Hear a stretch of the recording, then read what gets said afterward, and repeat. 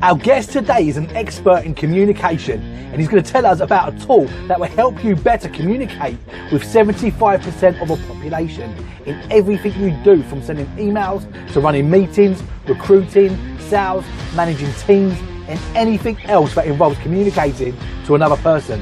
Then my guest today will tell us just that. Ashley Boroda started developing leadership and public speaking skills at the tender age of 15. Ashley is a qualified coach and IMA practitioner, which Ashley uses to develop people across a diverse range of industries, from hospitality, sales, recruitment, tech and education, as well as having spent 20 years working in media as a writer, performer, producer and agent. We are delighted to have this man with us today. Ashley, welcome to Talk Business with. Thank you very much, David. Lovely to be here. Oh, thank you so much. So you guys have a tool that helps the user do a much better job in the way that they communicate by knowing how the person they are speaking with best responds based on that personality type. Tell us about that, Ashley. So it's called iMA, spelled IMA, and for trademark purposes, it has a small I and a capital M and a capital A. But that's not important. The important part is that it's a non-psychometric tool. That's the really most important thing to say. It's not psychometric. It is really, really easy, straightforward, user-friendly, uncomplicated. And it explains important communication facts. The facts are this: everybody, you, me, everyone listening, everybody not listening, is like 25% of the whole world's population in the way in which they communicate. So it's about 1.95 billion people are like you in the way which they communicate, which of course is fantastic. The not so good part about that is that you're not like 3/4 of the world in the way in which you communicate. You have communication commonality with 50%, and then there's 25% of the world's population who, if you're honest, get right up your nose. And this is how they feel about you. So the important thing is to learn how to communicate with other people so that it is smooth and easy and successful. So I know obviously that people listening won't be able to see, so I'll describe this as best I can, and those who are watching will be able to see what I am showing to the screen, which is my animated version of iMA. And I'm going to use my telescopic pointer to point out, which came off a Ford Capri in the 1980s. There you go. That's what happened. They recycled them into these. So just on that, Ashley, before you do that, yeah, if you guys are listening to this on iTunes or audio only, or if you're on your favorite podcast grabber, there has never been a better reason to go and subscribe to our YouTube channel than right now to watch Ashley use this technological masterpiece that he's got in his hand right now. Go for it, Ashley. Yeah, I'm glad I've now found the best reason for people now to subscribe to watching it, which is great. So the world divides it into four, as I've said. It divides firstly in half. So what we have is two sets of assertive people. Now, assertive people are people who wish to put their opinions forward, who like jobs that need decisions and work at pace, and they think into the future. And then we have two non-assertive types of people, and non-assertive people do the opposite. So they think in the present. They do jobs, they're brilliant at jobs that need close, careful consideration, and they wait and express their opinions pretty much as and when they think it's safe to do so. So we have assertive and non-assertive, and then we divide again into people who are left brain thinking. So left brain thinking are convergent thinkers. They are self-contained people. They don't need people to finish projects. It doesn't mean that they don't talk to people or sit completely isolated, although current situation they may have to, but that's got nothing to do with them being left brain thinking. That's everything to do with COVID-19. But the people who they know, like, and trust are the people they will share personal and sort of not secrets necessarily, but personal information and things that are important to them with people who they know, like, and trust. On the other hand, we have right brain thinking people, divergent thinkers who are open, and they'll talk to anybody about anything pretty much, but they are looking for recognition, congratulations, collaboration. So which two of those four things? You've got assertive, non-assertive, you've got self-contained, you've got open, and which two of those four things decides your iMA style or iMA color. So there's a red, a yellow, a green, and a blue. But in iMA, it is absolutely intentionally that we call them high red, high yellow, high green, and high blue for very important reason. We know everybody's a blend of all four colors, but you have one lead color, one dominant color. And that color is the one that makes you identifiable and actually makes your communication for other people to read, pattern programmed and predictable. It will also give you natural skill set for things that you do really well, that you're really comfortable with doing. And if you're comfortable doing them and doing them well, although you can improve, you can expand. You're not saying that you'll stay where you are. You can keep challenging yourself, but within that realm of the things you are really, really good at, when you're good at it, happy, willing to challenge yourself, what's going to happen is you're going to love doing what you're doing. So therefore, hobby or job, you're going to do it really, really well. And whoever is on the receiving end of what you get is going to be really delighted with that, which is why, and we'll talk about it later, is that people have iMA colors and jobs have iMA colors as well. So that's iMA. And it's that simple. I've explained it, right? That's it. I mean, there's where we use it, how you communicate with each person, etc., is stuff for another day. But just basically that is it. So iMA stands for identify, modify, adapt. So the identification is twofold. Firstly, you are self-identify. So you can probably, from that description, have a good idea about which iMA color you are for anybody watching or listening this. But what we'll do later is you'll be able to answer the iMA questionnaire. And it's not a test, it's a questionnaire. It's just got 10 questions. There's only 2 options. It takes a couple of minutes to answer. And then you'll instantaneously get an answer to say, yes, congratulations, you are high green, high blue, high red, high yellow, whatever iMA color you are.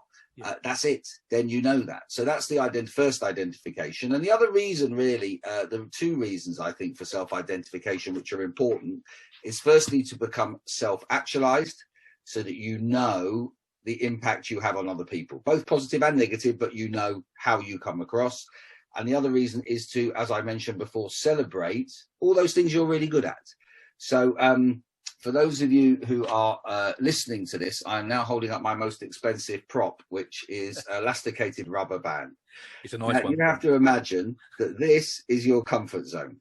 Now, we're always being told, get out your comfort zone, get out your comfort zone. So here's a good thing you're going to hear from me. Stay in it, right? Just stay in it, take comfort from it and expand it. Bring more things into your comfort zone step by step. Because a big step out of your comfort zone might bring you do something you've never done before. But the chances are the moment you finish, you step right back in it and you're unlikely to go and repeat whatever it is you've built yourself up to do, but your skill set is in that. So that's that's the self-identification. The key I in iMA is about learning to identify the other 3 styles that are not like you and learning how to communicate with each of those iMA colors. And you could need to identify them for all sorts of different reasons, but that's it. And the M&A, which we're not going to really go into today, it is a modification of behavior and adapting communication to do exactly that. So you're more or less mirroring who it is you are talking to. In an ideal world, you know their iMA color and they know yours, as well as you knowing each other's. And that way, so if you and I are of different iMA colors, you communicate to me in mine, I return my communication to you in yours. Yeah. We're going to have business owners and entrepreneurs from all types of industries, and we're going to break that down a little bit in this interview and talk about how you've seen successes within those diverse different categories. Just briefly, tell us how you became a coach and how did you first come into contact with iMA? So my career really was in entertainment, live entertainment, television, radio. That was my world. And then I started, and I did stand-up comedy. Difficult, I know, for those listening to think, really, he did stand-up comedy? But I did. And I moved from London to Manchester, and I had an opportunity to do comedy courses for Manchester City Council in an area of regeneration, which at the time was East Manchester. They just had the Commonwealth Games. Manchester City were moving into that stadium. They were doing cultural regeneration. And I pitched them the idea of doing a stand-up comedy course, which eventually they took up. And I did a whole number of them, to be perfectly honest. And off the back of that, I started doing corporate training on how to do presentations, not the way anybody else had ever done them before, because I had 3 non-negotiable rules that were really, really difficult, but people went along with them. 2 of them are quite difficult. One of them is really easy, but it's the easy one where I get all the problems with, because the backlash is remarkable. So my rule number 1 is that you tell stories, right? You always tell stories. That is a must, because that is how people listen and remember anything, right? I'm telling you stories now. We're talking in stories. What you're going to remember is any story I told today, not necessarily the mechanics of how IMA works, right? You get a general idea, but you might not remember. But if I tell a good story, you're going to remember that. So that's the important thing. It's difficult to do, but you get the hang of it. Number 2 is cause a reaction. Again, quite difficult. But what I mean by that is to tell something, a whole audience full of people, something they do not know. So therefore, they're going to want to action something accordingly. Now, you can't make them action it, because they're not people you'll ever see again, quite possibly, certainly not as a group. So the idea is to get a reaction, mostly a positive one. But even if they go, right, I think you're an idiot and I think you should never have been allowed to speak, it doesn't matter. That's the next best thing. It is a reaction nonetheless. So they're difficult, but, you know, you have to work towards them. The third thing, David, is the most easiest thing in the world, but the one in which I get the most backlash from. No slides, no PowerPoint, no keynote, none of that nonsense, right? They are absolutely a terrible idea, and they should be made illegal across the world. If I ever came into government, I would waste my first opportunity in passing law to make PowerPoint illegal because it's just such an awful thing. And it's a good reason. I mean, I think there's probably 1,000 reasons not to use it. I can't think of a single reason why you would use it. But actually, there is an IMA reason for using it, which originally, to begin with, I didn't know. So here's the IMA reason, is you're there. Firstly, I don't like it because you'll be stood on the stage and you have to stand to the side to allow people to look at your pictures or words or whatever it is. Now, you know, as somebody who used to be a performer, I want to be centre stage, right? It's fair enough. That's what it's about. I'm the speaker, therefore I should be centre stage, not my slides. So I'm there clicking away on my little clickery thing. And as time goes on, the high reds and high yellows are sitting there thinking, get on with it. Move these slides quicker. Can't bear this. Come on, come on, come on. They're not saying it out loud, but they're all thinking it. At the same time, the high greens and high blues are going, oh, hang on, hold on, bit too quick here.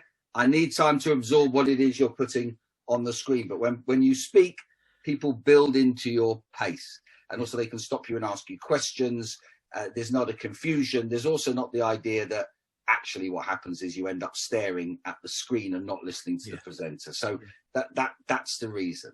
And I was working with some people who I did that with, who decided that I needed to qualify as a coach. So I did. I did it with a wonderful organization called MOE, which is in the UK, but I mean, I live in Manchester, but I did the course in London, and I'm still heavily involved with them, but that was many years ago, and I'm still involved with them, and they must be doing, I don't know, 50 courses a year at this point. It's absolutely fantastic, the number of coaches they have brought into the market, which is great news. And while I was coaching people about doing a pitch, I was teaching people to pitch. We always won all our pitches, by the way, because I had a very easy formula based on what I knew what everyone else would do. And they'd use slides and we never would, right? So that's already going to engage more people. And one of the guys in which I was coaching, who has not a coaching company, but a coach and bus company, right, a real coach. And I don't know why he was so good anyway, didn't really need my help, but we got on famously. But he kept telling me about IMA, and he uses it internally. I mean, in a big way, he uses it internally. And he explained it to me, and I thought, well, if something can be that easily understood, then I'm on board. I could use it for all my presentation training, get people to understand how to communicate better. And he introduced me to James Knight, who's the IMA master. I became an IMA practitioner probably 6 years ago now, and I just use it for everything now because I know it never fails me. Yeah. I know you do a lot of face-to-face training. So in environments like this, you're likely to have a mixed crowd of all different personality types. Knowing that and knowing what you know, how do you ensure that all 4 IMA types are staying awake? Okay. So firstly, I have to lead with my own IMA colour. Although I have to allow for the fact that I know there's going to be a group of people who are actually going to find my style not to their liking necessarily. So I have to give them something that I'm not giving everybody else. That's always the secret about keeping people awake, and then asking questions of the audience. So on Zoom, as where I'm now doing most of my training, I always make sure quite early on I've asked 2 or 3 questions to 3 different people, at which point, if you're on my course, you're sitting there going, he's going to ask me a question at some point, and I need to stay awake here. Otherwise, I'm going to look foolish in front of all my colleagues. So that's always the same trick I was used to do in the room. Also, in the modern world, and you say now this is probably going on for 15, 20 years, possibly, people looking at their phones or their devices or whatever it is while you're presenting. But I know I'm going slightly off topic, but I'll tell you this anyway, is the silent conversation you can have with someone is just fantastic. And all I do, so I'll be presenting to the room, I'll spot them, I'll ignore them for a few seconds, and I'll turn and just spend about 20 seconds only talking to them. So I'm just looking them directly in the eye. And then I come away and then I repeat that exercise, at which point they're saying to me, stop looking at me. And I'm saying to them, stop looking at your device. Then the second time I come back, they're going, you're looking at me again. I've got your message. I'm looking at you. There's no problem. At which point I'm saying, thank you very much for that. And then I'll move on. And I am trying not to smile while that is happening because I'm still talking generally to the room. But I know that I've clocked them and they've clocked me. So it is difficult. It's one of the things that we've done some work in schools. And one of the biggest problems in schools is that one teacher has a teaching style, their own IMA colour, and then there are 4 in the room, 3 of which are not like theirs. So therefore, they have to understand that they might have to slow down a little bit if they are an assertive person, or if they're non-assertive person, at times they have to speed up.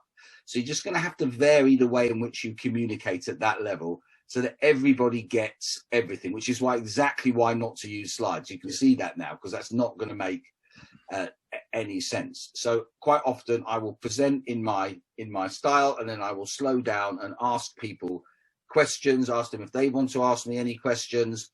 I give notice. I'll say, I'm going to stop in a couple of minutes for questions. So therefore, they're going to prepare that questions. I know in those 2 minutes, they're not really listening to me. So I'm not saying anything new. I'm just reviewing what I've said, because what they're doing is thinking about their question in their head, and that will give them time to think and then ask the question. Yeah. And at which point I'm answering it in a way that I'm not answering it at the pace that I naturally, because I speak quite fast. I know that. So I'm okay for assertive people because I'm assertive. For non-assertive people, I speak too quickly. So I just slow it down. So you're just changing about, but taking into account who's there. Also, I can use my IMA questionnaire to find out who's what IMA colour, if it's a room full of people who I don't know. If I've got time to spend time talking to them, which I try and do, but if it's in the room in the days when we talked in person, and hopefully, say, in 2022, we'll be back doing that again, I try and talk to as many of those people beforehand, so I get an idea of their IMA colours from talking to them, and also get to know their name as well. So at which point I can gain some knowledge as to what IMA colour they are. And then, because it could be like I've had at times where I had a room in which something like 80 or 90% of the room were one IMA colour. And on a couple of occasions, actually more than a couple of occasions, because we'll talk about jobs have colours. So this was a high green area in which most people were high green. So therefore, I'm not going to get instantaneous feedback from their faces.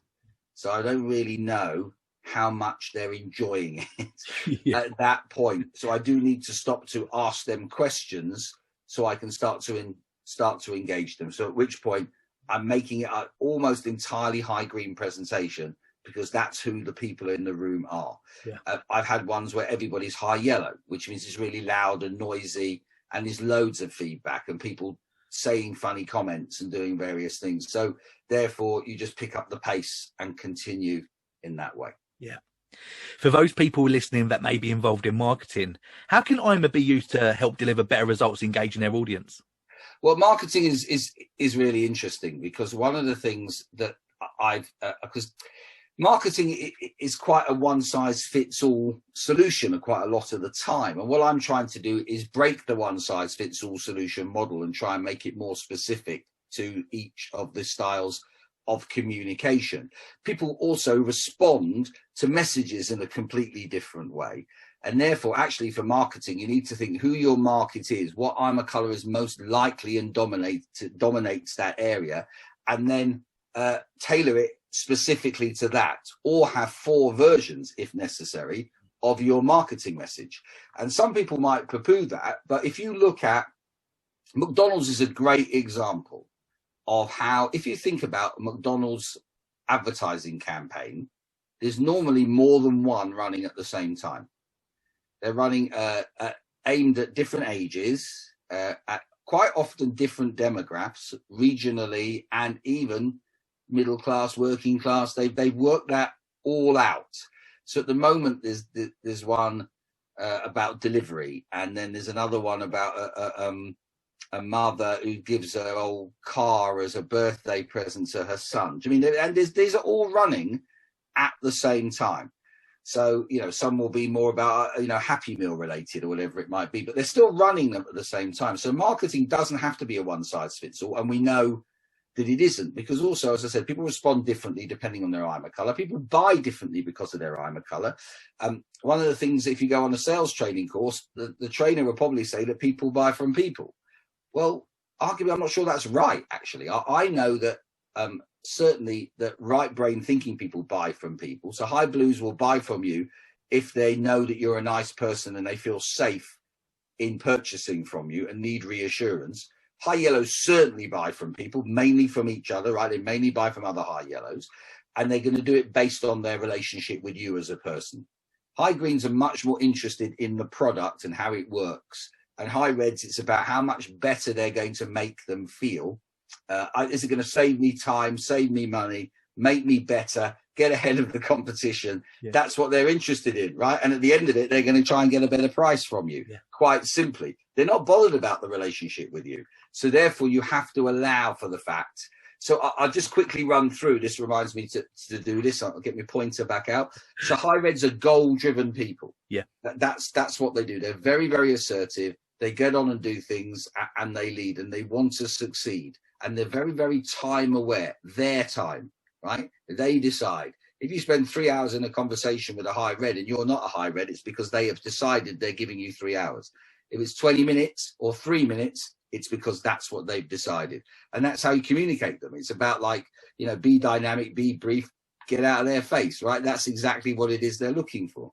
So high yellows are also assertive, but they're ideas driven people. They're open, they're talkative. They want to talk to everybody. They love to communicate. No one has ever said about a high yellow, oh, I didn't notice that he or she was in the room. It's very, very unlikely. They do make a lot of noise.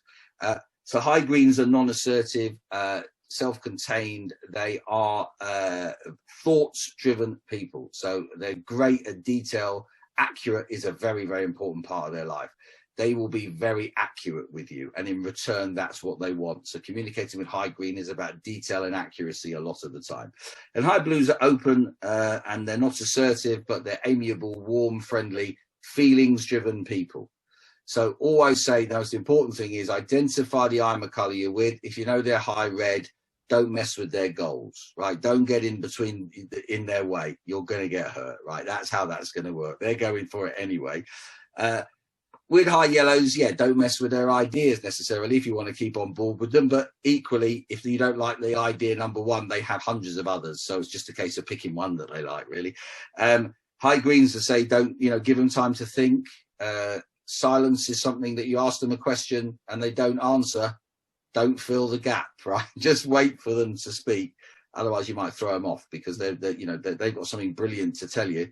And therefore, don't interrupt. And again, for high blues, it's feelings driven, so don't upset them. There's no need.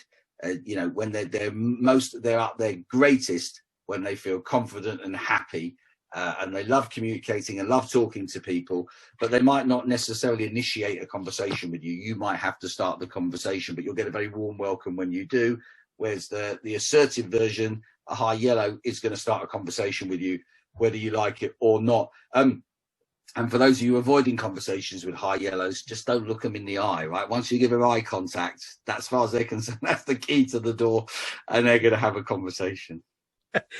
I know you've done a lot of work around recruitment. What should recruiters be looking at when bringing people on board, and how can iMA be useful?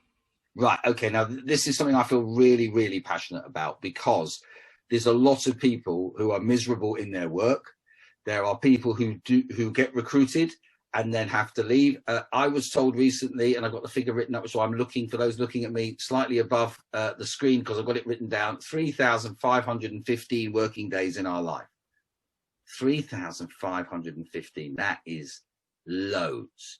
So you want, say, you'd probably like 3,500 of them to be really good, wouldn't you? You accept that you're going to get the odd bad day, right? Even if you had 3,000, you would be delighted, but most people do not. And where recruitment goes wrong is simply this. So what iMA does, we have a thing called the iMA Talent Finder, and we have a process. We reverse engineer it. So we're not looking at people to begin with. We're looking at the job. What does the job need? And we give it an iMA color. And once we've given it an iMA color, we have a process to help employers find the right person. So the idea being is there is a process that by using iMA, you're going to remove pretty much all three other colors from applying to begin with, because with the way in which it is pitched directly to that iMA color. Now, you might get some hangover with those who have got commonality with you, but you'll get nothing from the people who are opposite, which is a brilliant way of filtering out what would be quite painful. It then also removes the idea that you're looking at people's job title, experience, references, CVs, etc. You're looking at the idea, I need this iMA color for this job. Then you can use the iMA questionnaire to find out exactly that person's iMA color. And then there is a process, as I said, in which to attract them to the job. Then I would leave employers to their own devices to narrow down who it is they want to put through to the final stages. But then once they've chosen that iMA color, the useful work I do then is come back to them and we devise a process that is specific to the iMA color. It's not a one-size-fits-all solution. So a good example we're being is, it's a high-tech job that needs a lot of detail, a lot of attention, and you know that a high green is going to be the best person for that job. If you then go through the process, you narrow it down to a number of high greens. If you don't have a high green process for recruiting them, you're not going to like any of them, because the chances are they are being recruited, not entirely so. Quite often it might be by other high greens, which is fine, but there might be by other high reds and more danger high yellows. High yellows are completely the opposite. So you imagine as an employer, then you are leaving that to your own device and you're just going by the normal processes. You narrow down, say, to 3 people, you then interview them, and there are 2 high greens, which is fantastic because it's a high green job, and 1 high yellow. I'm just using this as an example because I've come across it many times. And the high yellow gets the job, and then it doesn't work out. And then the CEO, whoever of that company, then repeats that process again, and the same thing happens. And then if I'm lucky enough to work with them, at least they're honest enough to say that they realize that it's their choice and they keep getting it wrong, but they don't know why. And I say, well, what in the end made you give person A the job rather than B or C? And I would say 80% or more, David, of the time, they say they interviewed well. That's what they tell me. Yeah. And I see, but if you've got a high yellow in the mix, they would be dishonoring their iMA color if they couldn't interview well, right? This is what they do. They are communicators. So the opposite of high yellow is high green. And you've now got the opposite person in the job. Yeah. The job role doesn't need any external communication. It just needs them to do the job. And therefore, you've employed the wrong person. Now, according to lots of organizations, that will cost an employer around £130,000 sterling, right, each time. So already in the example I've given, that's £260,000. The biggest expenditure is you waited 6 months before you've decided they can't do the job. You paid them half their salary and they've not done the job. And then there's all the other expenditure that comes on accordingly. All the work that you haven't been done, all the things that you've lost as a consequence of that, as opposed to your time and other people's time, recruitment fees, reputational damage, etc. They put those all in a mix and come up with that figure. I think it's more than 130, but I've rounded it down as to not sound so frightening. Yeah. So you can imagine that I can save any employer £130,000 instantly, as long as they only make the mistake once. Yeah. If they make the mistake twice, I'm saving them £260,000.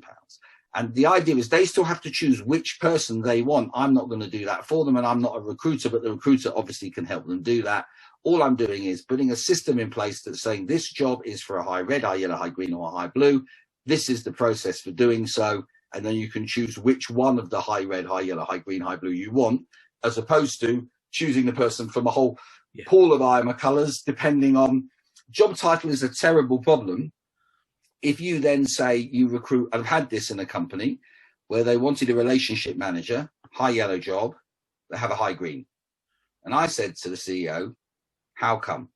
And they said, and it was an interesting debate because he didn't know the answer. And I said, I'm not asking you this question because I know the answer. I'm asking you the question because I really want to know what's going on. And he actually found the reason. He said that was her job title before she came. So when he went out to a recruitment company, he said, I need people who are doing this. So they're going and headhunting those people. And then she worked for a very reputable company for quite a long period of time with a fantastic CV. She, even though high green, obviously the interview process was fine and she got given the job. And I said to the CEO, what are you going to do? And he said, well, you know what, when I go and really spend time in his high red, encouraging her to do things, she does them really well. And I said, you know, when she leaves here, does she think I said, do you think you'll get mentioned on her CV? And he said, no, of course not. And I said, and her previous CEO wasn't mentioned when you employed her either. So the point being is, had you put the right person in, now you factor in how much of your time is taken together to be successful. She's not worth her salary. I mean, that sounds unkind. She would be much better doing a high green job. Although we did use her for them to get a massive piece of business over the line. And this is exactly how IMA can also work.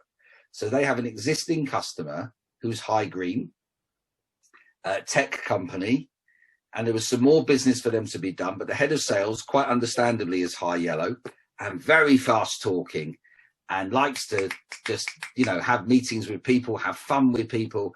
And high greens are the opposite of high yellows. And he said, the reason we're not getting this business over the line, he said, I can't bear spending any time with him. I won't say the company, obviously I'll get in massive trouble. But what actually happened was that we sent the high green person into that meeting and that business got done. Yeah. So the idea is the external relationship was really, really important. It wasn't the customer with the issue. It actually was the sales guy who just said, honestly, he just said he wants to spend hours going through things. And I've got other things in my diary. He's got a high yellow diary with he's seeing 5 people in one day. And this guy wants to spend all day with one person. Yeah. So I said, let that happen. Send someone who's happy to do it. No sales took place. There was no traditional sales process, which was to the high green's liking. So on the idea, yes, that people buy from people, but he was buying the detail. That's what he was interested in. He's not buying her. He's got a relationship with the company. And she got it over the line by not trying to get it over the line because it was a perfect match. As you're talking, Ashley, I can imagine there's lots of people, listening, thinking, oh, wow, this makes so much sense in terms of how they recruited in the past. If those listeners are thinking, well, we've already recruited and that person's already in the business, how much success have you had in reclassifying job roles and moving people around within the business so that they are, they don't want to get rid of that person, but they think that they could be, they could be used in a more effective way, thinking about the IMA principles that you've just spoken about? Yeah, no, I've had quite a lot of success with that. And there are 2 things, one of which more or less came as a consequence of something else. So James Knight and I started with me and then I got him involved. We introduced IMA into family mediation. So couples who are getting divorced have to be offered mediation. And if they accept it, mediators, so Resolution, who are the industry body for family law in the UK, have adopted IMA. And a number of their family mediators use IMA, and they use it very successfully. And the first one we worked with, I took her out for lunch and I was saying, how's it working? She said, it's working even better than I had imagined. And I said, well, tell me more. And she was a bit guarded to begin with. And so, I can't really tell you detail. I said, I don't need to know names. I just need to know some general principles. So she was umming and ahhing about it. And I said, well, tell me one thing that has changed. This is what about being a coach. You can always find a coach question to ask. And then all of a sudden, when you've hit it by getting the answers that you're looking for, or the answers you weren't expecting, which in this case, I wasn't. But I got real learning from this. She said, we've depersonalized the whole process. So rather than talking about person A and person B, who are in the process of considering divorcing, what we're talking about is two IMA colors. So let's say, for argument's sake, because this example she gave was high red and high blue. So she knew then why there'd be a problem with high reds and high blues, because they don't have any commonality to begin with.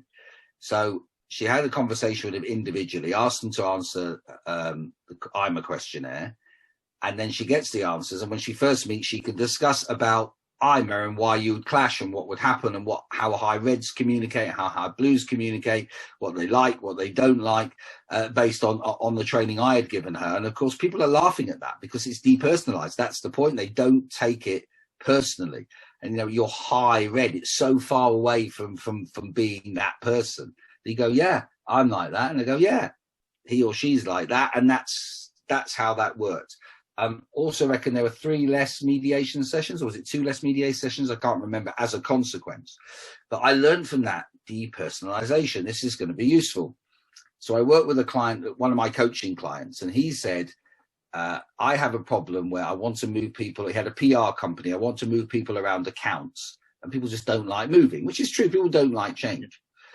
So I said, well, why don't we train everybody on IMA? We'll spend the whole day training them on IMA. I said, I'm going to then go away and you need to spend like a month embedding it. So everyone's talking about their IMA color and everyone else's IMA color, all your clients' IMA color. So they're just talking about it all the time. Then ask them to move via their IMA color. So if someone said to me, Ashley, can I have a word? And I'd be going, what does he want? Like that was exactly would be I need to move you from this to this. And I'm thinking, I'm quite happy where I am. What does he want to move me? What's he up to? That's just the way the world of work. There is a degree of paranoia. But he turned around and said, Ashley, look, I need some help from you. Have you got a sec? And I go, yeah, of course. So we sit down, we have a cup of coffee. And he said, look, we've got this department here. And I'm a high yellow. So he'd say, I'm high yellow deficient. I need someone to go out and present. I need someone to go and network. I need someone to go and meet people. I want people to go and give sales presentations. I'll be going, thanks very much. I'll start Monday, right? If it's not already Monday, I'll have started straight away. But the idea is I feel quite flattered. So it's a completely different. I didn't know when I told him I would do this, that this would work but it was based on what I'd learned from the family mediation, and it worked perfectly. In addition, so the majority of the people who worked in his business, so he's a high red CEO. Most of the people who worked in his business are high yellow because it's a high yellow job, PR, no question. But he had one high green in his organization. And he said, I really like her, which he would because he's high red. She was relatively well connected, which is one of the reasons he wanted her in the company. And he said, but she's not really getting on with the high yellows. And I said, that's because the high yellows are not getting on with her. That's the reason. She's a fish out of water. And I said, there must be a whole load of tasks that actually you as the CEO require to happen, to be carried out, that are not happening, that the high yellows are not doing. And he said, in a way in which most people do, oh, yeah, God, I can make a list. So I said, okay, then, can't then. And he said, what now? And I went, well, I'm here now and you're paying me, so make the list. So we made the list, and I said, here's her job description. And it is her job description. That's it. Still going as far as I know. So it was just a case of she had a high green job as opposed to a high yellow job, and she was very happy. So the other thing I do with companies, and it's the thing I like doing the most of all, I love doing IMA training because I love sharing it. I love people understanding it. I love the revelation where they realize how it works. And as a high yellow, I love talking. But the thing I love doing most is what I call the IMA health check. Now, the IMA health check is sort of similar to what companies would call an HR audit. But HR audit sounds very clinical as a title. And there seems to be a sort of implication that someone's getting booted out as a consequence of this. And IMA health check's not doing that. what I'm asking people to give me is their job descriptions as is. And what I mean by that, not the one that the human resources department has on file or their dream version of their job, but the one they actually ended up doing in bullet point form, and send it to me. At which point, line by line, I'm giving every role an IMA color, because I can identify who's the best IMA color for doing that.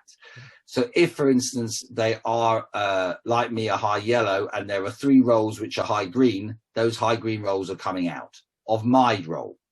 I might get something else in return, but someone else is getting those things, a high green, for instance, who really likes doing them. And then we might look to see if there's any high blue or high red elements that which we could filter out. That's not as urgent, but certainly would be good to do so. So my job is tailor-made for me all of a sudden, which means I'm happier doing it. I'm better doing it. The clients get a better service, which means they use you more. They want to pay more, and then the company does better. There's very few things in the world in which are win-win-win, but this really is. It works for the client, it works for the company, and it works for the individual. And I think that is a fantastic thing. It's an awesome way of getting square pegs in square holes, right? Exactly right. That's exactly it. And the idea that 80% of the people at some point in the world are unhappy doing their job will be good if we could reduce that number significantly. You know, if on the rule of 80-20, if it was 20 people who sometimes didn't like their jobs and 80% of the people who love them, because the skill sets are there. That's the point.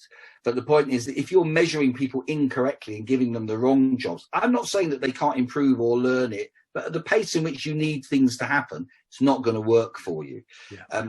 So I've done some lovely work. It's only been interrupted by COVID, really, but with my local McDonalds franchise, in which we IMAtized all the jobs there.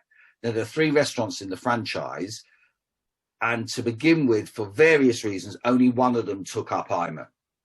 Now, I was a bit frustrated about that, but actually it couldn't have been a better thing, because I have measurements compared to what worked and what didn't, and that branch started to fly, especially in the area of customer satisfaction, which McDonald's measure a huge amount. They have a thing called food for thoughts, feel good moments, and the public feedback their opinions. And this one branch, which was nowhere to be mentioned in the world of customer service, is now in the top 20% of the UK restaurants, which is a fantastic achievement. The others are now joining in. They're now in the top 50%, but they weren't doing it before. And that's because your front of house are high yellows and high blues. They are people who want to talk to you, even if they're just saying hello, or they're not freaked out by someone coming and saying hello to them. It's just things that they feel very comfortable with. And one of the, not this branch, but one of the other branch managers said in the training, well, surely high reds and high greens can do that job in the dining area. And I said, of course they can, but they probably don't want to. And that's the difference. Yeah. The idea eventually a high green within probably the first hour there is going to avoid the eye contact of somebody coming in and think, well, I haven't noticed them, they've not noticed me, they'll carry on cleaning the table or whatever it might be. So there's no interaction. And at some point, a high red's thinking, why am I having this inane conversation with these people all the time? And at some point might snap. Yeah. So therefore, they do brilliant work, which is less measured by McDonald's, but they do brilliant work in the back end of the restaurant. So imagine the process of driving through, you're meeting, hopefully, or you will do in this one restaurant, a high yellow on the microphone, right? Broadcasting, talking, placating if necessary. Fantastic. The order goes in to a high greens who are making sure it is accurate as ordered, with high reds who are racing against each other to get their orders out first. Because the idea is they want you out in 2 minutes. You order, you pay, 2 minutes, you've driven out. So that's all 3 of the 4 colours certainly working together to make that happen. You walk in the restaurant, you're going to meet high blues and high yellows who are going to want to talk to you, who are going to welcome you. If you don't want to talk to them, they'll just let you get on with it. Remember, there's a lot of table service and stuff that goes on now that never used to. So there's lots of different options, and it needs a lot of different skills. And it works. We know it works. I have all their data, which they really kindly officially shared with me, which I can share with people. And you can see, yeah, it absolutely works. So yes, could they get a high red or a high green to be really good in the dining area? Of course they could, but they'd have to spend a lot of time getting them there. Yeah. So get people in their natural, go back to my rubber band, go into their natural areas and let them thrive. Yeah. And if they're happy doing their job, they do their job well. Yeah, awesome. As we know, iMA is a communication tool, and we now live in a digital age where lots of our comms are now via the internet. What are the risks we face when communicating via email, and what are some of your best tips? All right, okay. So the idea again, there's no one size fits all solution, and therefore you communicate accordingly. So I think if you're, again, with all sort of general communication, you have to just try and find a way that there is something for everybody. Email is the most dangerous thing of all. Now, for years, I thought the danger of email is that people didn't understand what's in your voice when you say something. And the bigger danger was you misunderstanding what was said to you because you're reading it in your mood, not in the mood of the person who sent it to you. And I always thought this is a very dangerous activity, and therefore you've got to be really careful. Then I discovered iMA and thought, now I know I can understand by reading the email who it's coming from. So I know if I'm getting a very short, if it starts Ashley, right, with no hi or dear, the likelihood that person's high read. I'm already thinking this is high read. And then I look at it and it's about 3 or 4 lines, straight to the point, quite demanding in its tone. I know I'm dealing with a high read. So I reply to them in their style. So that leaves the fact that it's going to be 4 or 5 lines, quite often including my name and theirs, right? Straight to the point. If it comes very friendly, very warm, very apologetic, people saying things like, I'm sorry to take up your time, or any of those type of clues, I know it's coming from a high blue. So therefore, I'm taking my time to answer. I'm going to be warm, friendly. I'm not going to put them, I'm going to make suggestions to them. Maybe we can do this. This will be a good idea to do that. And give them time to feel comfortable. No expectation, by the way, that I'm going to get a reply instantaneously. I might do, but there's no expectation of that. So it's a very, very warm, friendly, generous email. So that's what I read. That's how I reply. A high green will probably be longer. I had one last week that was about 7 or 8 paragraphs that I had to read. I hadn't met the person, but I knew they were high green. So I had to reply to them with answering all their questions. Now, mine wasn't quite as long because I find it difficult, because I'm the opposite of that. I find it very difficult to be able to communicate like that. But I did. I had to make the effort to do that. And it's fine. We're moving on. So that's great. There's progress being made. Now, high yellow is a very interesting thing because where the other 3 have a distinct process for emailing, high yellows are much better off phoning them, right, or talking to them face to face than they are in an email. So just by the fact that the email you're getting is not like the 3 I've just described, it will be from a high yellow. It's always have high. It will always be friendly. It might say something funny or provocative or whatever it might be, or it'll still be quick and to the point, but it will feel warm and open in the way in which it describes. So if I do get an email from that, quite often I'll reply and say, shall we have a conversation, or shall we have a Zoom meeting, or in the old days, shall we meet and have a coffee, or whatever it could be. Those old days obviously were only in 2019, but we'll be back to that. But the idea is that's the best way to communicate with high yellows, is actually face to face. So one of my stories that from my own experience is working with a company in which, interestingly, I think all of them were women. So this goes to prove its communication style. It's not sex-based, right? That's just not what it is. It is exactly the communication style. For men or for women, it's exactly the same. And the CEO was high red, not unsurprisingly, because that's a high red job. There was the number 2 person in marketing who was high blue. And her immediate boss was the head of marketing, was high yellow. They had all the right people in all the right places. And because of experience, when the high blue needed to email the CEO with an idea of 3 things she wanted to do, by instinct, not by knowledge, because she hadn't done the iMA course when she wrote this email, she wrote to her CEO in high red. That's exactly what she did. Straight in, bang, bang, bang, out. So there were 3 things. So the high red reads it, understands it, likes it, and sends back yes.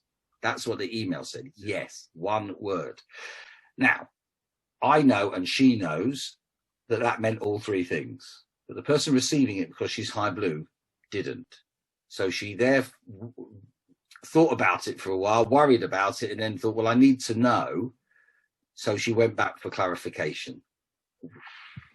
Right, that got right up the high red's nose, because she'd already said yes, which, as I said before, she had. But that's not how you communicate with a high blue. It was a breakdown in communication. She did not communicate to the other person in their iMA color so that she could understand what it is she was saying. So she made a situation worse and made someone feel bad when they didn't need to. And my joke with them was, I said, all you had to do was be nice and warm and friendly. I like all three things for this reason. Good luck with it. If you need any support, let me know. My door's always open. Right? And I went to it and I saw her face. And I said, yeah, but you know you don't want her to do that. And I looked at the other woman and said, and I know you're not going to do it. So it doesn't really matter, but equally, It sounds nice, doesn't it? And therefore, at least the email has been a success. Yeah. What's the best way for someone to find out what iMA color they are? iMA questionnaire is the answer. It takes a couple of minutes to answer. Unless you're high green, it does take a little longer.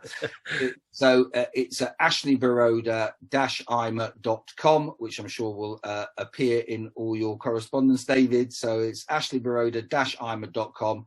There are 10 questions only. There's radio buttons, option A and option B. And at the end of it, you will get your answer of your iMA color there and then. No charge to do so. Just have a go. So that's absolutely free. And we'll make sure that the link is in the description below as well. So if you're watching this on YouTube, the link for Ashley's website where you can take this questionnaire will be underneath the video. If you're listening on a podcast, it will be in the description as well. So make sure that you do that and take that opportunity. And as it's free, wow, what an opportunity. So as a company involved in selling training, what has 2020 taught you, Ashley, about the future, and how important will technology be going forward? I think technology will be everything going forward. I think one of the things that's fantastic is that we don't necessarily all the time have to travel and be in the same room. You can do training very successfully if you know how, using video conferencing. I'm more specifically to say Zoom because it has breakout rooms, which is what makes it so much better than everything else that's on offer. And the quality of what you get is fantastic. I have no shares in Zoom. I'm a customer of them. I pay the premium rate. It is absolutely brilliant. And so you can do it. Also, what's been fantastic is where people have been working remotely, and a lot of people need to work remotely, by the way, which is something I'm going to come on to in a second, is that all of a sudden you've got a reason to bring them together. Now, I'm sure there's team meetings and various bits and pieces, but a good training session, and my training sessions are very lively, and I get people go breakout rooms, and there's lots of questions, and there's a little game show element, there's all sorts of stuff. And I used to have other games and activities that I used to play in the room that I can't actually do on Zoom, but I've replaced them with other things. And you can use the chat bar, and you can be as creative as you like, but you get the same benefit. But you haven't had to travel, you haven't had to park, you haven't had to eat somebody else's lunch or drink their terrible coffee or whatever it might be, right? So when you hired a room in a hotel, and rooms in a hotel all look the bleeding same, it doesn't really make any difference if they're 3, 4 or 5-star hotels. They're all exactly the same. So this way, I think technology plays a huge part, and I think for training companies, what we all need to do is push the video conferences to give us more facility to improve even more what we're doing, because I think it's fantastic. Now, at some point, I like to meet people in the flesh, but if you've already met them in the flesh, let's say, going forward, and you've got follow-up sessions, then you can do them like this. Yeah. And I think that's how I'm going to, once everybody's vaccinated or whatever it might be, everyone's allowed back in a room together. I have the iMA training is in 2 half days, so I do, possibly I definitely would prefer to do the first one in the room. Second one I can do on Zoom. Yeah, room 1, Zoom 2, right? Really, really nice and easy. And so I also think you can extend your offers. I think I've done that a little bit. I haven't done it enough. I need to think about what else I can do to use technology for training. But also the other thing about it is, and this is a big thing I advocate generally for, is the beauty of video. The beauty of video meaning is that in a moment, if you're making note and having a thought comes to you, the presenter, the trainer says something, you go, oh, you know what, that's made this. And you're making note. While they're still talking, you can't be listening. You're hearing it, but it's not going in. If it's like this, you can then reverse it back, and 2 minutes or 1 minute, whatever it is, and then you haven't lost that moment. I want all learning. At schools particularly, you want that. I'm hoping that schools will take the benefit of this remote learning that they have to do as a way forward of pivoting what they do with learning anyway, because it's such a wonderful opportunity that we should be using. But video, using technology, I should say, I didn't finish that sentence, that video is certainly going to play a massive part. Yeah. If you had someone listening that wanted to start a training business, what advice would you give them? Try and, well, firstly, only train on something that you love. I think everything has to be done with love and passion. That's the first thing. And then really looking for a niche where possibly no one else is operating. And although, for instance, with iMA, I'm operating in an area where there are other people doing communication training, and there's a whole host of psychometrics, but there's only one non-psychometric. So therefore, I'm working pretty much only in an area with other iMA practitioners. I'm not working in an area where anybody else is doing what I'm doing. So I think that's important. Or try and find something that is a new twist on what exists, not just for the sake of it, based on the fact that you know that it works and there's enough evidence to prove it. But quite often, I've not done this for a while, although I've been to loads and loads of webinars since we've been in the current situation. I used to enroll on, and it's not exactly a cheap bit of research, but you go and enroll on training courses. And you have to, the fact that you keep getting followed up from them, even though you're only there really just to poke your nose in to see what other people are doing. But quite often I've been to training courses of stuff I learned 30 years ago. And I'm thinking it's just the same thing. And some of those things actually have been disproved, but they're still in the mix. Yeah. And that's the other worrying thing, is that training doesn't cooperate enough, training organizations to say, there's enough organizations to say, we've learned these things, they're not true. So we used to do, I did a body language course years ago, and it turned out a lot of it wasn't correct. So I was reading, along with everyone else, people's body language incorrectly. And if you're a presenter standing in front of a room and you see a lot of people with their arms folded, right, we were always told that's because they were being defensive and they didn't like it. And that just isn't the case. Yeah. In the world of comedy, in a stand-up, you can imagine, say you're in a room and just for argument's sake, there are 100 people. And as the comic, you are doing brilliantly. As the parlance is, you're storming it. And you're almost on automatic, right? And you're there and everybody's laughing, except one guy, right? And you'll be able to spot that person while you're on the stage. And you're doing really well and you're not thrown by this, but the back of your mind, you keep thinking, what's his problem? And it's really weird how that becomes an obsession. And yet, and this has happened so many times that I know, and stand-up comics will tell you this, at some point, as you come off, you go and get a drink. And one of my guys who I used to manage as a comic was having that exact experience. He came off, I bought him a drink, we sat at the bar. I knew what he was going to say to me. And we clinked glasses, and I said, that was great. He said, yeah, it was. He said, did you notice that miserable sod who wasn't laughing? And I knew he was going to say that. And I said, yes, I did. He's over there. And then Steve said to me, and now he's over here, right? He was coming towards us. And he comes up, and I was thinking, I don't know what he's going to say, but this is what he said. That was great, mate. Loved it.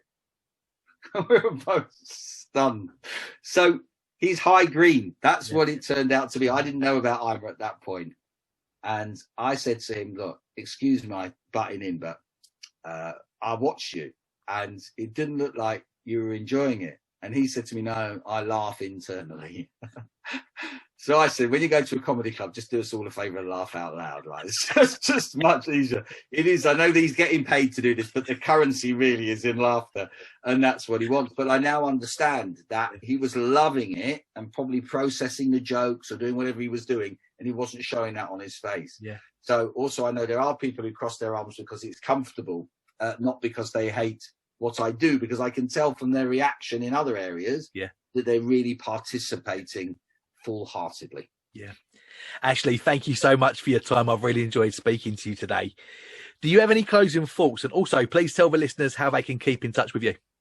So my website is ashleyboroda.com. You can certainly get in touch with me via that at any time. Please click on and do the IMA questionnaire so you know which IMA colour you are. You can contact me and say you are high red, yellow, green, blue, whatever it might be. So also in advance, I'll know who it is I'm talking to, although if I match your name into my system, I would have noticed that you've answered it, so I can find it. Anyway, quite often, mostly people, when they answer it more than once. If it comes out twice to be the same, it is correct. It's normally correct the first time.